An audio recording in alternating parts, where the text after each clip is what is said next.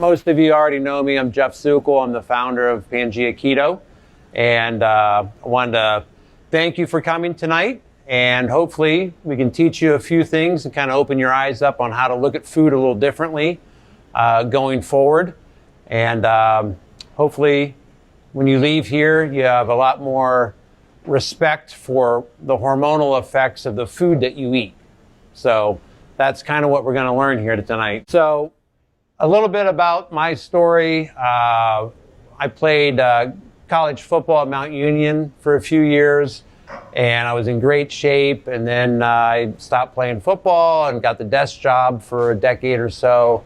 And metabolically, things started to change. So in 24 years, I went from a football player to that guy. So what happened? Was I eating more? Was I just lazy and not exercising, or was something else at play? And when I turned 45, I got diagnosed with diabetes. And within 6 months of that diagnosis, I had a seizure for the first time in my life. And then I got diagnosed with epilepsy. And then the doctor said, you should probably go and get a test for sleep apnea. So I went to the sleep clinic and spent the night there with all these probes and wires on me. And the next morning I'm leaving, I asked the girl, I said, well, how would I do? And she goes, you only stopped breathing 200 times last night. So at the age of 45, I'd wake up in the morning, I'd prick my finger, I'd inject my stomach with some medicine. I had to wear the mask, so I looked like Darth Vader at night. I'm like, this is no way to live. There's got to be something better. So I went and I got gastric bypass surgery when I was 46. And so that was 6 years ago. And that whole process is what really taught me a lot about how food affects you. And the surgeon there said to me, look, I'll change the size of your stomach and you're going to lose weight for about a year. But after that, you're going to be able to eat a whole plate of food. So don't waste my time or yours by doing this surgery if you're not going to fundamentally change how you eat the rest of your life. And I got, asking questions. And basically, the reason I got that way was metabolically, my body cannot handle insulin. So I became insulin resistant. And there's a test out there, and we'll get into it, that the doctors don't do because insurance companies do not cover this blood test. It's only $35, $40. So next time you go to the doctor, and I'll remind you of this later, ask the doctor, you want to know your fasting insulin number, not your fasting glucose. They give that to you. They'll say, oh, you're around 100, you're healthy as a horse. But I'll get into it later on here why that's sort of misleading and 10 years behind what you ought to know. So hormonally, something was going on with me. And when I got that desk job, yeah, bless you. When I got the desk job, I'm not a coffee guy, so I would drink 2 20-ounce Mountain Dews, full bore, 56 grams of sugar in each one. And when you're 22 and still in good shape, it doesn't matter. But you do that over a decade, and your cells start to become tired of the insulin. So when I would drink that, I would spike my blood sugar. Your pancreas would squirt the insulin out. So this is your pancreas. So just think of every time you eat a potato, bread, pasta, sodas, anything sugary or high in carbohydrates, as soon as you go over 5 grams of sugar in your whole circulatory system, your pancreas starts squirting out insulin. The problem with that is insulin does its job. It'll bring your sugar down. But where is that sugar going? It gets stored as fat in your fat cells. And because there's insulin receptors on all your cells, and that insulin sucks all that sugar into your fat cells and gets stored as triglycerides. So just keep all that in the big picture. This was my breakfast when I was 45. So I would stick that in my stomach. You had all kinds of different pills for epilepsy, and you had your metformin and all kinds of good stuff. So that's no way to go through life. And I've met a lot of people over the last 4 years here at the store that have a whole plate of pills that they take every day. And every time you take a pill, there's probably some other side effect down the road, or this pill will affect that, so then you got to take another pill to fix that.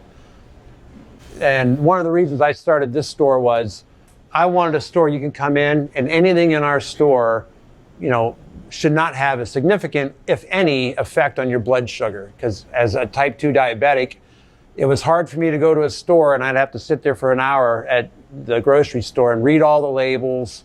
And even when you think it's low carb or no sugar added, it's using soybean oil or vegetable oil, which is highly inflammatory. So you're still going to have achy joints and knees and hips. And so I wanted to create a store where everything's clean and we don't use any of those, seed oils, anything that we make, and a lot of gluten-free options. So that was the whole reason for me to get this thing started. So this kind of caught my eye. This is from Dr. Robert Lustig.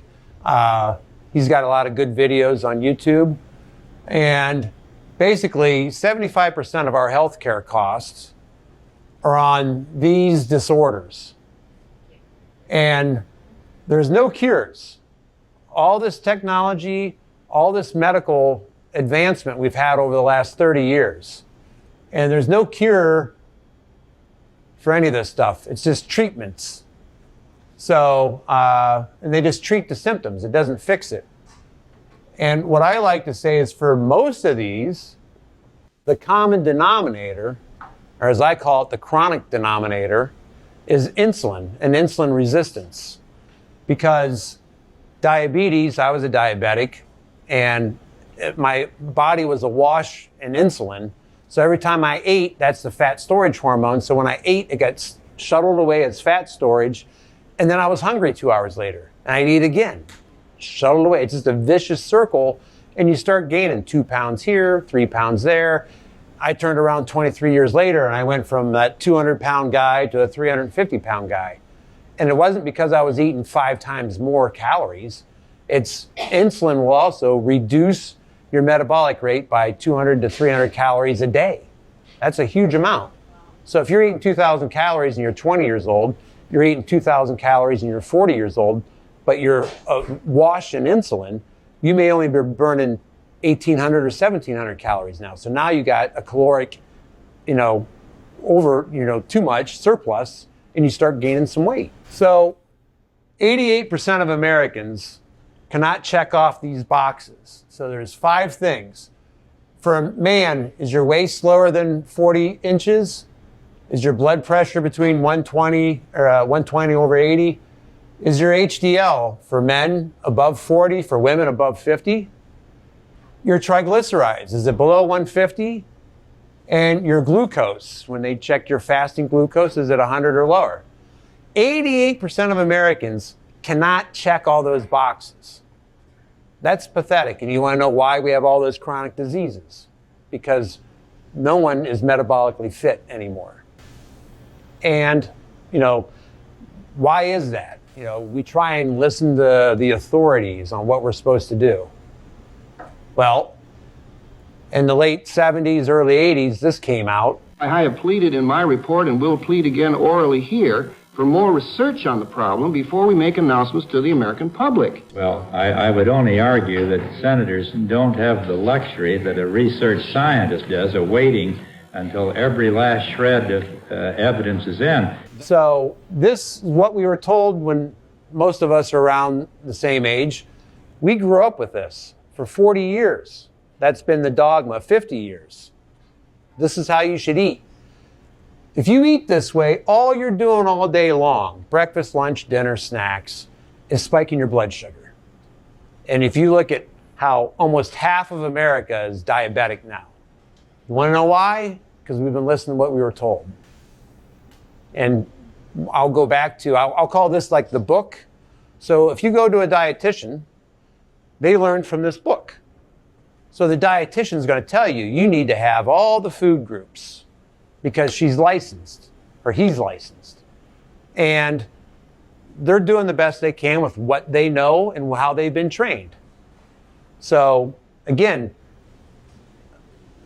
you got to start evolving on how you look at food a little bit differently. And I said, if you eat like the food pyramid, you're going to look like a pyramid. So that was my attempt of saying, gee, I'm heavy and I'm going to go walk this off. And the other reason for that picture is, if you think you're going to out-exercise your hormones, you're sadly mistaken. Exercise is very important as far as increasing your insulin sensitivity. And the reason for that is, and we'll get back into it, but your muscle cells, you can only store glucose, sugar. So when you have those carbs and sugars, you can only store 2,000 calories in your body. That's it, in the form of glucose. And most of that's in your muscles, and some of it's in your liver. But your muscle cells don't expand. Which cells in our bodies expand? Fat cells. Fat cells. So this is your glucose in a muscle cell, and it's hard. It's got frame. It's not going to go anywhere. So if you're full of glucose in your muscles and you eat some more carbs and sugar, the first stop is to your muscle cells. That's where it wants to go first. If this is full, the no occupancy sign's out, and then the only place for it to go is the fat storage. It's got to go somewhere. So what exercise does is, so this is your muscles. So if you start working your muscles, lifting some weights, I prefer everyone use machines so you don't hurt yourself or drop anything on your foot. But you can use a machine, you're not going to hurt yourself, but if you can get some heavy weights and go real slow, that's going to have like a cascade effect on that glucose that's stored in your muscles. So this is your muscle cell, and there's the glucose in there. So if you start working out, okay, now you're squeezing it out, and now you squeeze that while you're working out, and now all of a sudden, all that glucose is up here and it's being used for the exercise. And now all of a sudden your level of glucose in your cells dropped. So now, next time you go and eat carbs and sugar, there's actually some place for it to go other than the fat storage. And it also helps you with osteoporosis, your bone density. So working out does play a role. But if you think you're going to get on a treadmill and run 100 pounds off your hips, the only thing you're going to do is hurt your ankles and your knees. So exercise plays a role, and it is important, but weight loss is not the reason for it. Insulin sensitivity, bone strength, overall health, it clears your mind, you feel better about yourself. So that explains why working out means something, but as far as weight loss, you're just kind of wasting your time. So, what are the causes of insulin resistance? Well, chronic high levels of insulin caused by overconsumption of carbohydrates and sugar. Going back to the food pyramid, we're supposed to be scarfing that stuff down 6 to 12 times, 6 to 11 times a day. What that leads to is your cells, by the time we get to our 40s, are like, you know what? This has been going on for 4 decades. We're tired, and we're going to stop listening to the insulin. So then all of a sudden that dam bursts, and now you're diabetic because the insulin's not putting it in the fat cells. The sugar is floating around your blood, and now all of a sudden you have high blood sugar. So that's what happens. High levels of cortisol. So if you have a very stressful job, cortisol will also make you a little bit insulin resistant. Inflammation. If you're highly inflamed, you get a little bit of insulin resistance. That inflammation, like I said, if you go home and you look at your mayo, your salad dressings, everything, you look at your bread and your pastas, everything's got soybean oil or vegetable oil or some kind of, you're using margarine, that's just like almost like a form of rubber. That's all vegetable oil, okay? That's highly inflammatory. It's a polyunsaturated fat, or what seed oils are. Those are very inflammatory. And the average American has a ratio, should have maybe a 4-to-1 ratio in your cells of polyunsaturated or omega-3s to omega-6s in your cells. And the polyunsaturated just make that, instead of 4-to-1, it's like 20-to-1. It's just, the average Americans, we're floating in this oil, and it's not normal. That's why back in Pangea's days, there was no soybean oil, but there was olives and avocados. So our bodies were used to that. A lot of people don't understand what a carbohydrate is. And if you look at the definition, it's a chain of glucose molecules. So when you say something that says no sugar added, well, that's fine. But if there's 40 grams of carbs, that's a long chain of sugar. And that's how you got to start thinking about when you look at food labels, the carbohydrates, and that's why sugars are listed in the carbohydrate section, because they know it's a sugar. So if they add sugar to it, they have to let you know in the label.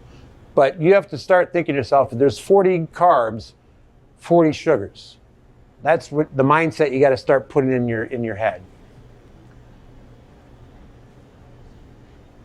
So what I learned over time with different doctors and PhDs that I've been able to meet over the last 5 years is if you eat rice or bread, or if you just eat table sugar, or if you have a regular pop, it doesn't matter what it looks like when you eat it.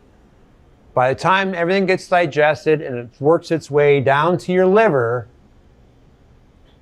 the carbohydrates are basically molecules. And it's the same molecule, looks the same, whether it came from a piece of bread, rice, pasta, potato, or if you just had table sugar. When it gets to your liver, it looks at it and goes, oh, it's a carbohydrate, that's glucose.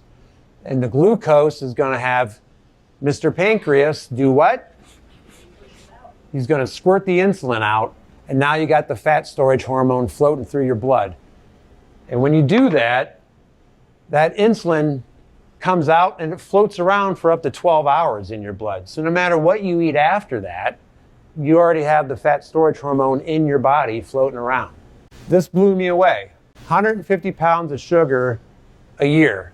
Now remember, a carbohydrate is a glucose molecule, right? So now that becomes more believable because we're wolfing down 6 to 11 things of carbohydrates as the food pyramid asked. But at the end of the day, it all turns into glucose. So now you want to know why half of America is a diabetic. We've been told wrong.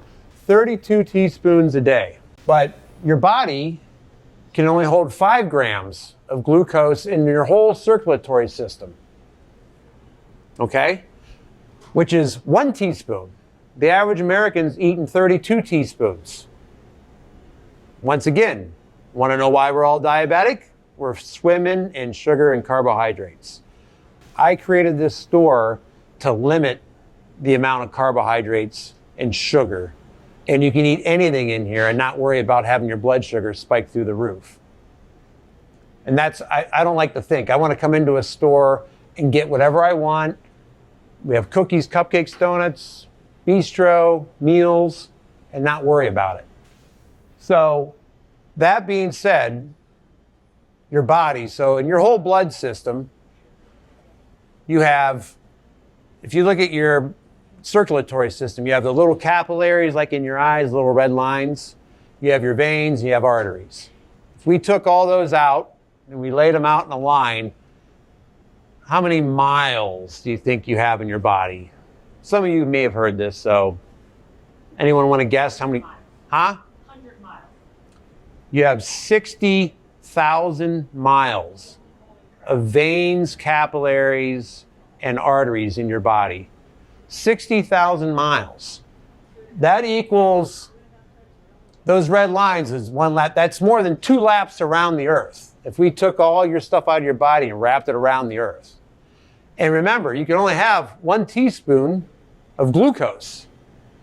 So if I gave you a teaspoon and said you can start here and go that way and go around the earth twice with that little teaspoon, you sprinkle it around. That's how sensitive our bodies are to glucose. But yet we're told to eat 6 to 11 servings of carbs a day. So maybe they didn't know all this back then in the late 70s, early 80s, but we know it now. And that's why I'm doing talks like this, because our bodies are not really made for all that sugar and carbohydrates. So this is how your body reacts to the macronutrients. Carbohydrates spike your blood sugar. So you're going to have a lot of insulin coming out when you eat carbohydrates. When you eat protein, and if you're wearing a continuous glucose monitor, you'll see this. Eat a piece of bread and you'll see on your readout, boom, spikes. Go eat a steak. Your body, your blood glucose will have a moderate or small bump, but it's not huge. If you eat fat, virtually no response at all in your blood sugar, nothing. So the ketogenic diet's like, okay, let's take this and tear it apart a little bit, and how can we make this work? So you're going to get 9 calories per gram with fat.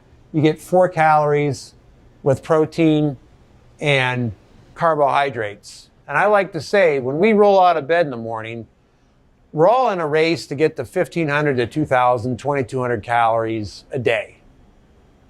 So when we fill up our car and you go to a fuel pump, do you go to the one that gives your car 2 miles per gallon, or do you want like 30 miles per gallon? Which fuel are you going to buy? Because all calories are is your fuel. This gives you more than two times more fuel, so you don't have to eat as much if you're eating high, healthy fat. And that's what the ketogenic diet does. And we'll get into what that means. So if you get up in the morning and have toast, your carbohydrate goes up, your blood sugar goes up, so then your pancreas squirts out insulin, which brings your blood sugar back down. Then you're going to go down, and then when you get down, you're hungry because the insulin shuttled all that energy away to your fat cells. Your body really didn't use it, so your body's like, hey, we're hungry. So then you eat lunch, you spike your blood sugar again, but here's the insulin, and then it shoots out even more insulin because it senses all the glucose is coming in. So you see, all day long, our insulin's floating around inside our body, and all day long, we keep spiking our blood sugar by eating carbs and sugar, potatoes, that kind of stuff.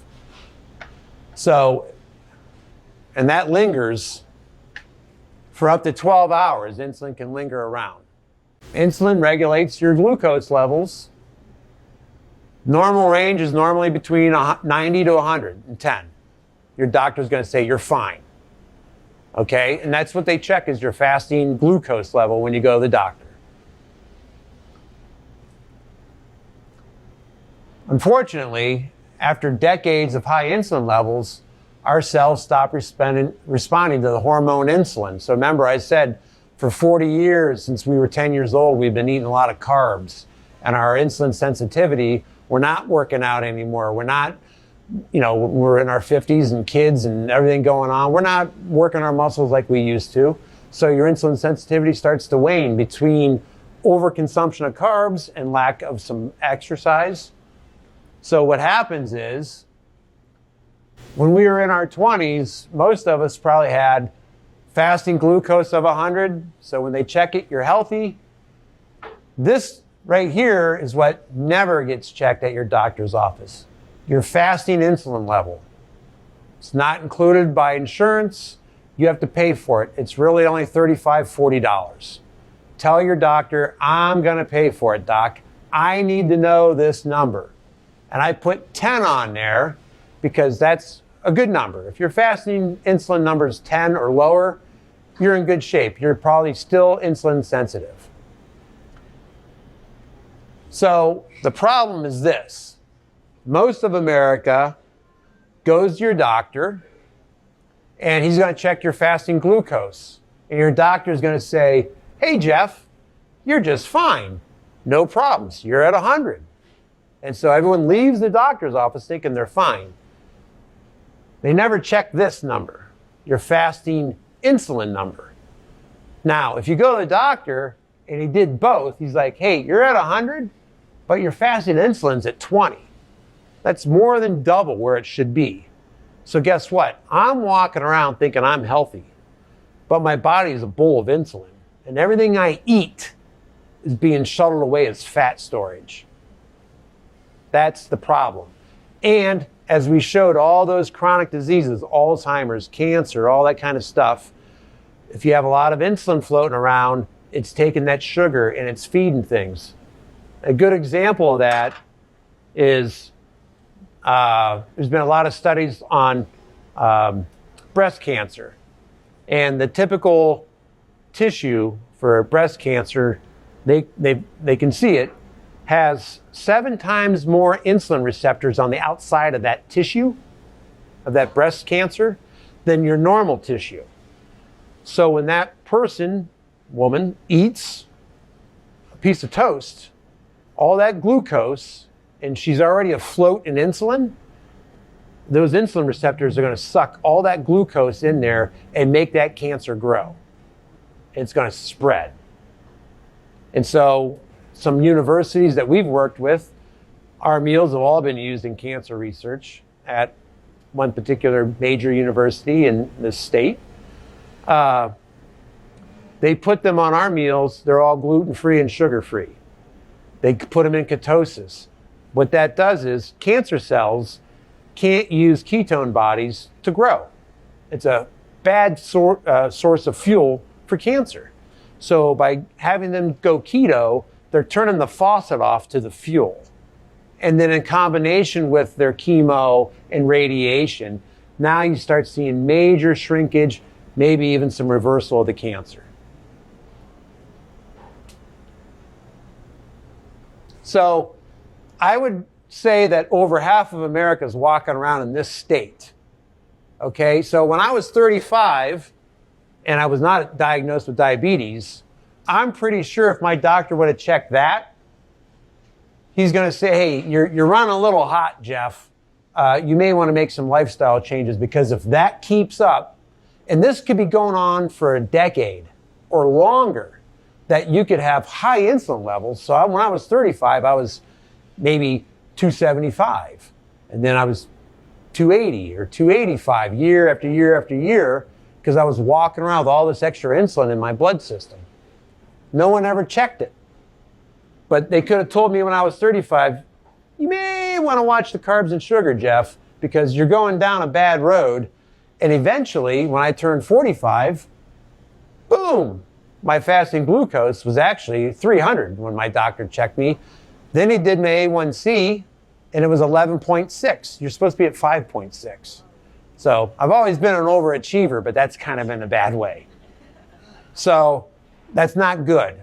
So that's what I'm trying to tell everybody is, I would reckon to say over half of America is walking around right now in this state.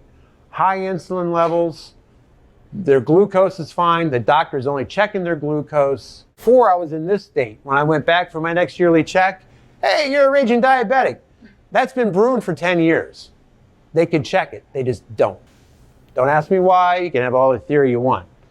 So if you have a lot of insulin in your blood, that's it. So you eat the glucose, the insulin picks it up and it puts it in your fat cell. And we just keep swelling up year after year after year. So, what are the effects of the high fasted insulin levels? That's the fat storage hormone. So there's a hormone called hormone-sensitive lipase. The only way for your triglycerides in your fat cells to be released for your body to use for energies, because we got to shrink the fat cells somehow. We got to go, how do we go from here to here? How do we make that happen? Well, you got triglycerides in here, all right? They need to get out so your cells can use it for fuel.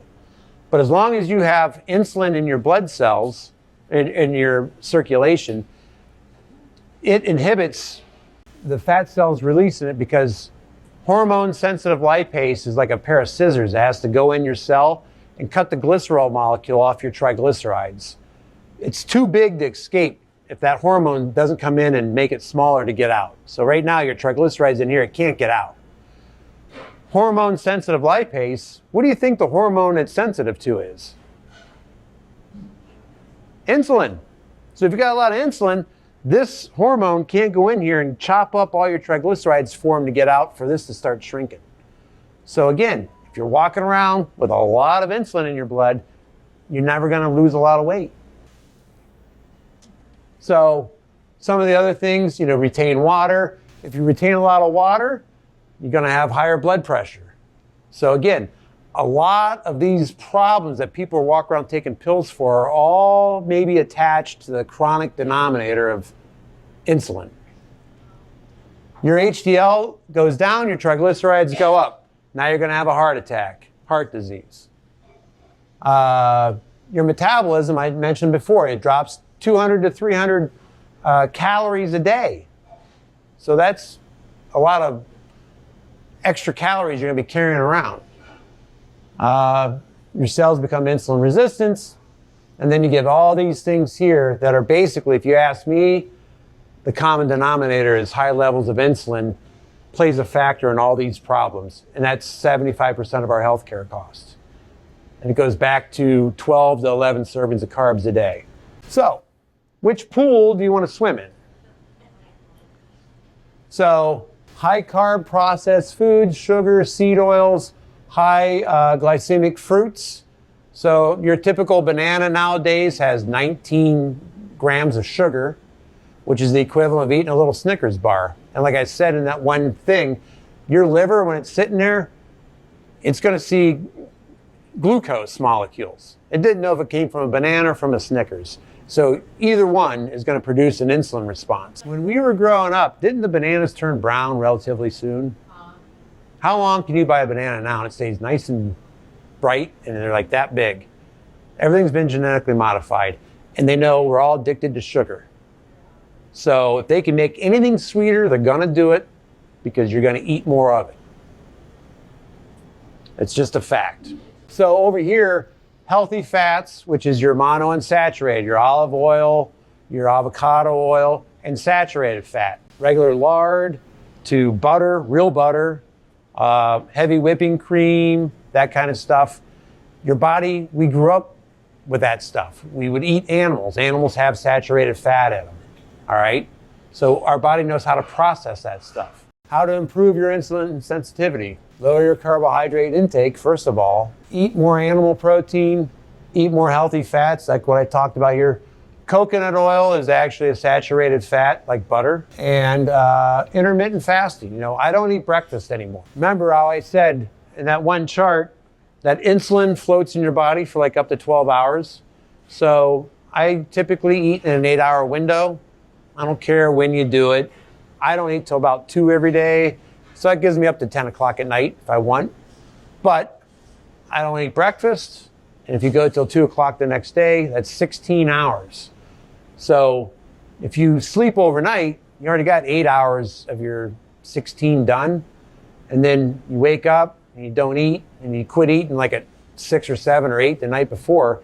It's not hard to wait till noon or 1 to eat for the first time. All this stuff going on, I just wanted to show you how nothing's getting any better. All this technology, everyone walking around doing these walks to raise money for all these nonprofits, nothing's getting any better. Here's cancer straight through the roof. Heart disease is down a little bit, but that's because they started making stents. But even still, you're at 600,000 and it was right around 700 or 800,000. And I would just double that up to, we're still having tons of heart attacks. People just aren't dying because technology has gotten a little bit better, but we're all still super sick.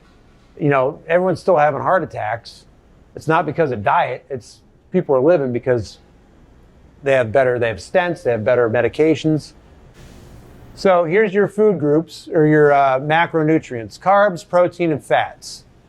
So carbohydrates, it's your body's first use of energy, you know, first source. So if you have a bunch of carbs, your body knows, hey, let's get rid of this, okay? It doesn't want you having a lot in there. So it's going to burn it first. It's stored as glycogen. You can only store 2,000 calories, and I told you, in your muscles and a little bit in your liver, okay? That's for fast twitch.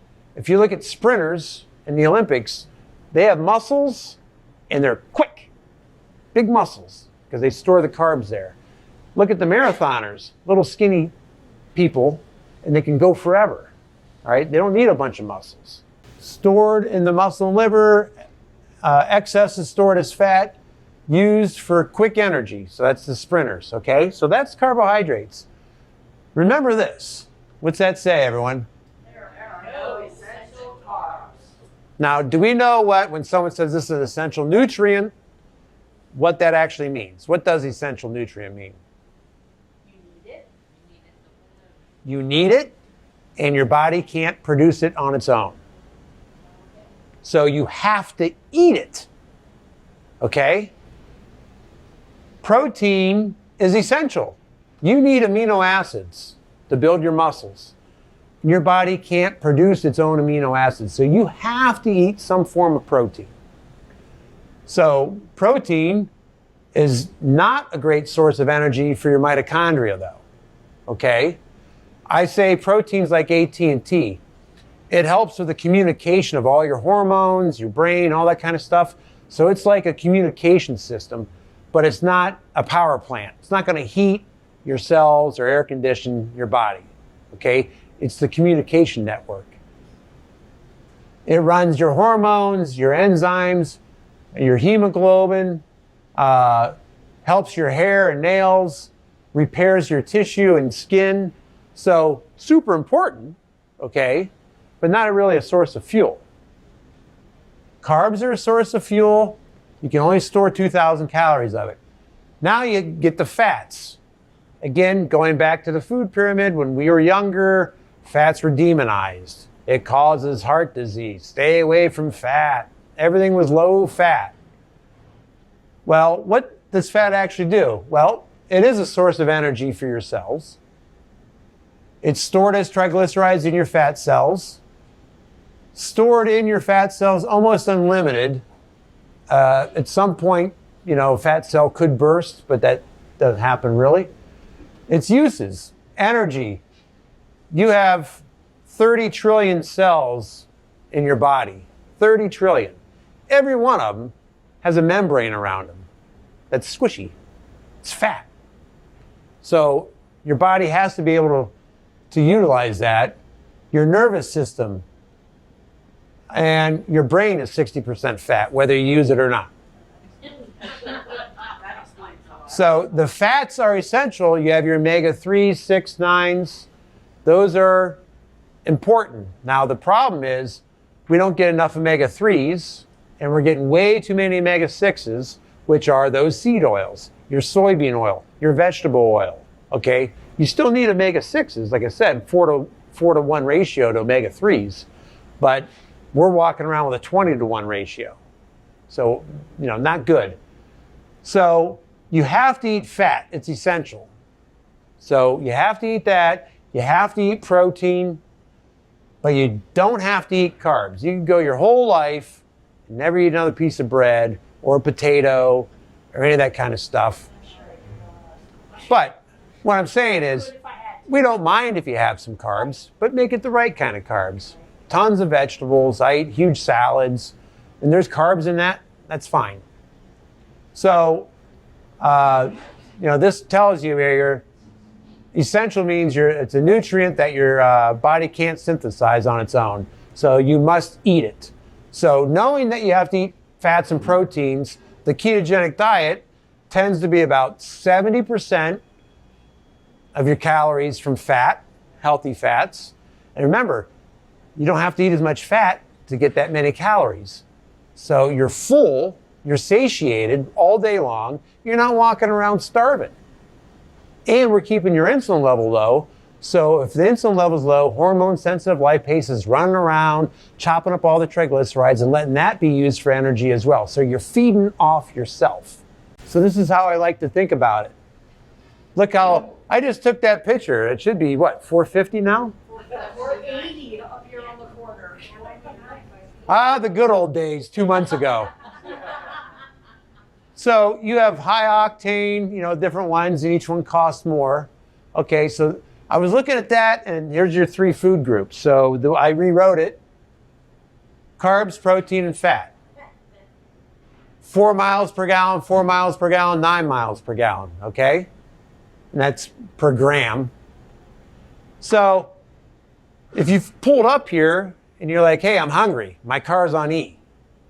I'm like, well, I can give you some of this. It's essential. You have to have it to run right, okay?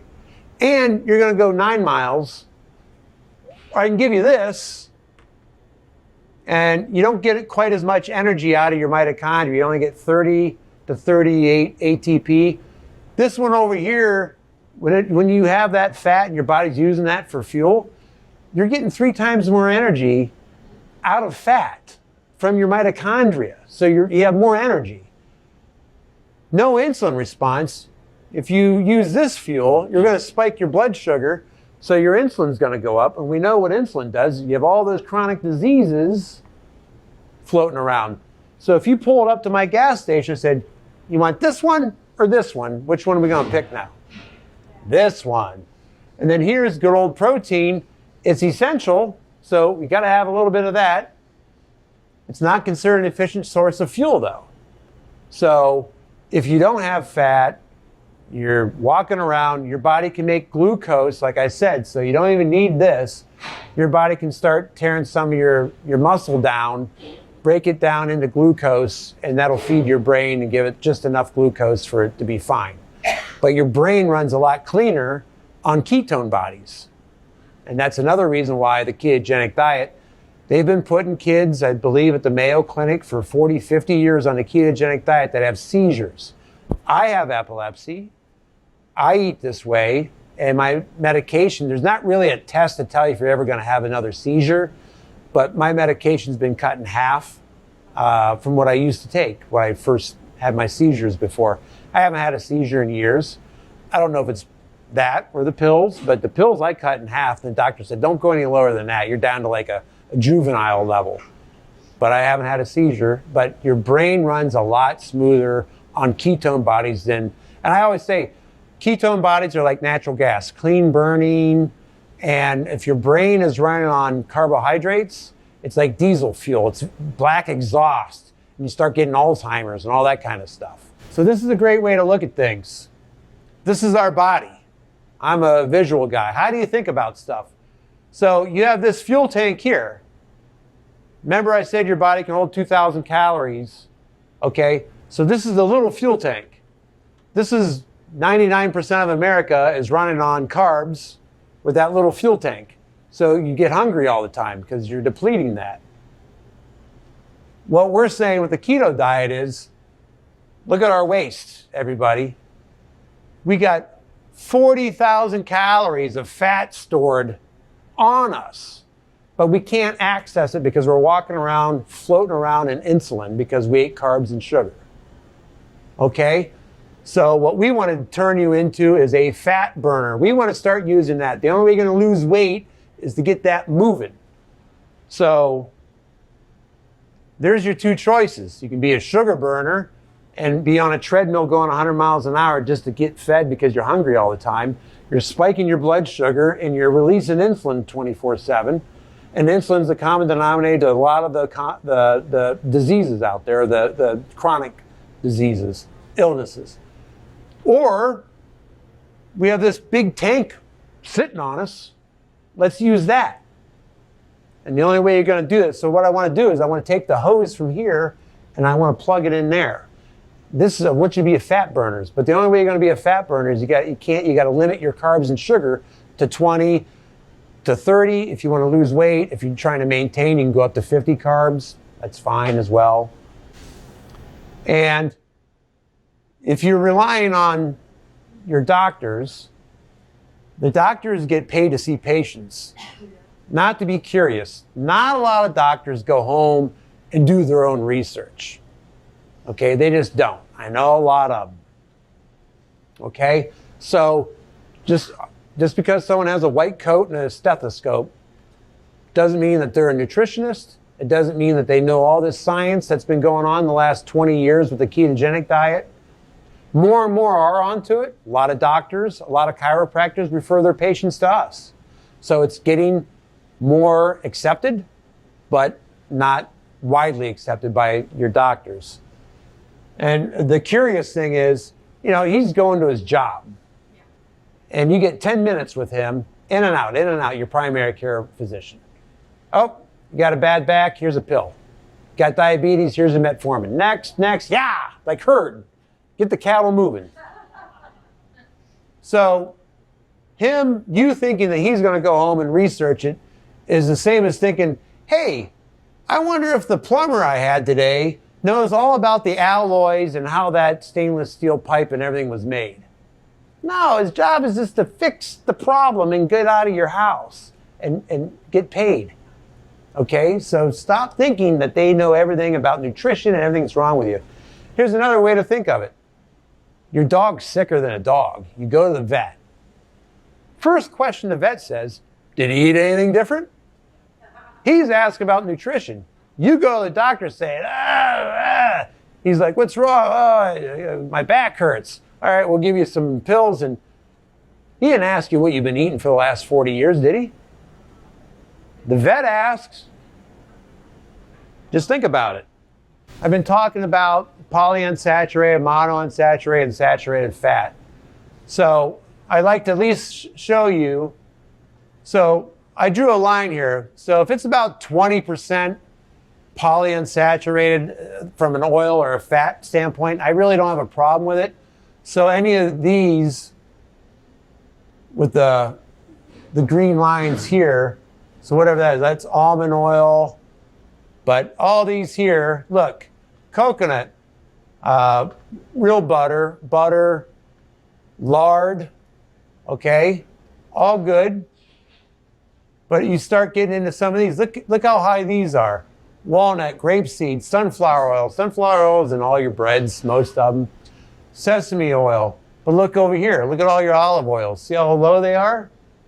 So there is a vast difference in the fats that you use. And that's what I'm trying to show you in that. Lastly, almost here, sugar alcohols. You guys, if you're just trying to stay away from carbs and sugar, you got to sweeten stuff with something. And this is from Dr. Volek, who we do a lot of work with at Ohio State. And so if you have regular sugar, okay, it has a glycemic index of 60. So that's straight out sugar. Most of you, when you see sugar-free chocolate, they use maltitol, okay, which is a sugar alcohol. And maltitol has a glycemic response almost half as sugar. So if I'm a diabetic, which I am, a type 2 diabetic, and I think I'm at one of the major stores eating sugar-free chocolate, being a good boy, but you look in the label, it says maltitol, I'm actually still getting an insulin response out of it. So we only use erythritol, 0 glycemic response. And we mix that with monk fruit most of the time, and we also use some stevia as well. No glycemic response with any of those sweeteners. So that's what we use here at PangeaKeto. One last thing. A lot of people see xylitol. If any of you guys have sugar-free gum in your purse, look at the ingredients. It's got xylitol in it. For you as a person, I don't have a problem with xylitol. If you want to use it, that's fine. Okay, it has a low glycemic response, not bad, 13. I choose not to use it in our products because 2 grams of xylitol will kill your dog. So if you drop your sugar-free gum or he gets in your purse and eats it, he's going to be very sick and you got to get him to the vet immediately. And they got to pump his stomach or her stomach. So it can kill your dog. So we make a lot of snacks and stuff, and I just didn't want to have it in my food. Perfectly fine for human consumption, but if you're at work and the dog gets into your thing of chocolate donuts and eats the whole thing, you could come home to a bad scene. And I don't want to be responsible for that. So you said monk fruit and stevia, both have they're fine. They're like Yeah. erythritol? Yep. Okay. But a lot of things, there's some things that use like erythritol and they mix it with an oligosaccharide. There's some brands out there at the stores. Sometimes they have a cooling aftertaste to them, like you smoked a menthol cigarette. So it's not the best. So if you use erythritol and you cut it with monk fruit, it takes away that cooling aftertaste, and that's what we use. And again, this is my partner, Matt. His group down in Dayton, Ohio makes a lot of our frozen meal, or all of our frozen meals and some other items for us. That's me. That's Dr. Volek and Dr. Finney. Dr. Finney's kind of known maybe as the grandfather of the keto diet. Back in the 80s, he was telling people about this, but that's right when the food pyramid came out and they were poo-pooing fat. So he couldn't get a lot of funding, And his research kind of went on hold till the 2000s when Dr. Volek stumbled across it. He started doing his own research and found that, wow, this is really good stuff. So he went, and as Dr. Finney said, he dusted them off, and they've been working together for the last 20 years now. And great guys. I have the ability to talk to them regularly about ingredients and how to think of things. We had a lot of things tested with these guys. So it's not just my opinion or my partner's opinion, but we have some of the smartest people in the country help guide us and make decisions for us. 6 years ago, taking insulin, or you can have real food. I choose real food. That's why I started PangeaKeto, and I thank you guys for coming and appreciate your time.